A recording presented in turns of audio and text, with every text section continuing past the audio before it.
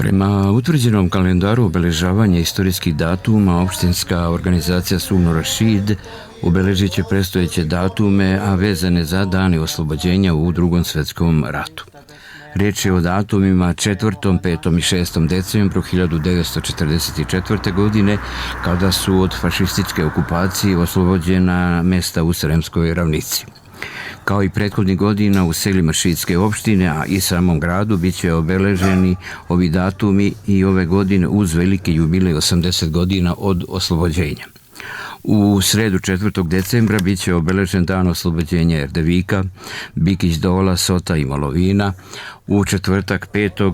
Berkasova, Privine Glave i Ljube, dok je 6. decembar dan oslobođenja Šida. Na spomen obeležja u ovim mestima bit će položeni venci i cveće i odata počast poginulim borcima, gdje su uz pripadnike Narodnooslobodilačke vojske živote dali vojnici Crvene armije, Bugarske i Italijanske brigade Garibaldi.